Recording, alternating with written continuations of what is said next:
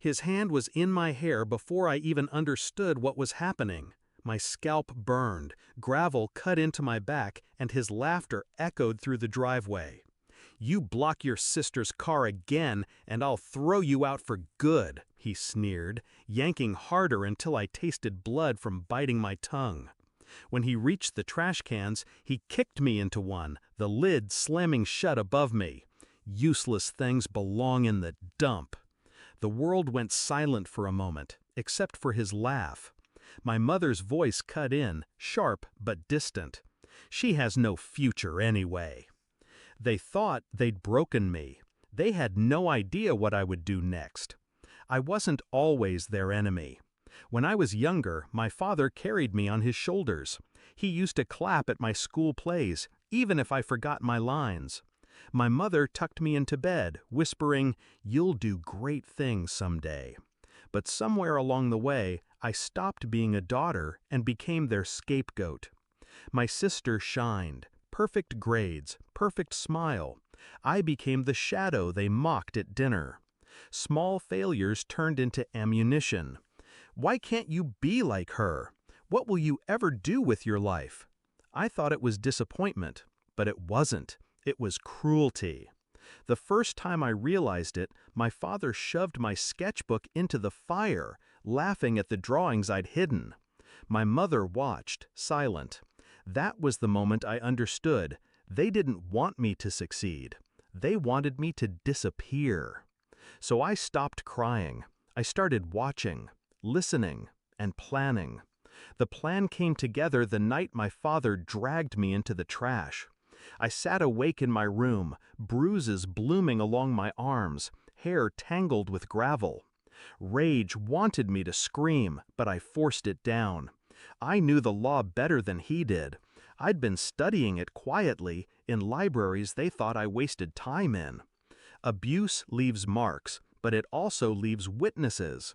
Neighbors had seen him. My teachers had noticed bruises. My phone, hidden in my pocket that day, had recorded every word.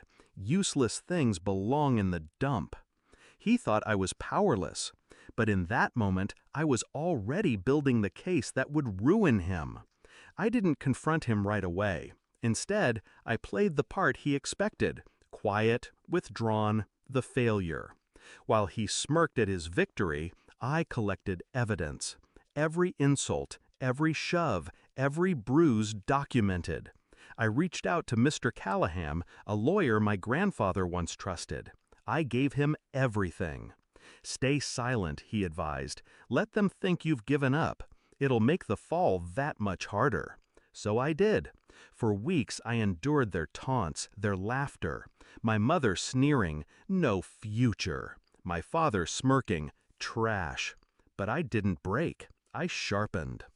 The day of reckoning came on a Sunday morning.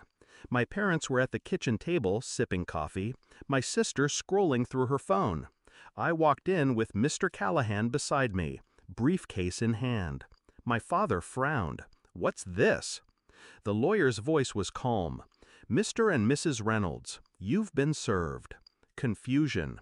Then he began to read.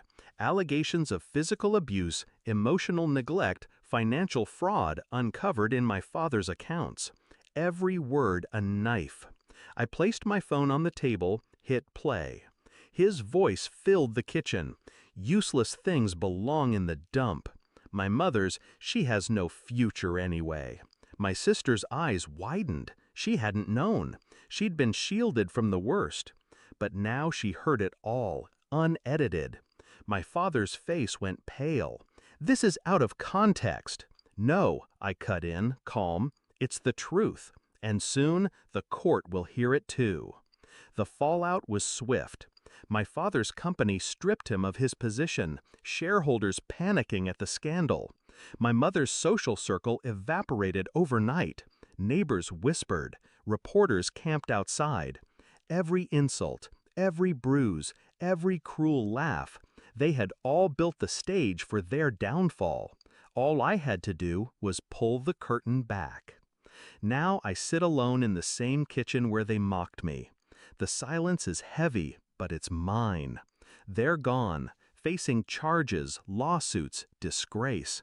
My sister chose to leave with me, shaken but free from their grip. For the first time, I don't feel like a shadow. I replay his words sometimes. Useless things belong in the dump.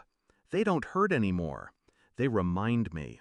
Because what he threw away wasn't trash. It was the match, and the fire burned his whole kingdom down. They thought I had no future. They were right, because the future they imagined for me was small. I built something bigger, their ruin.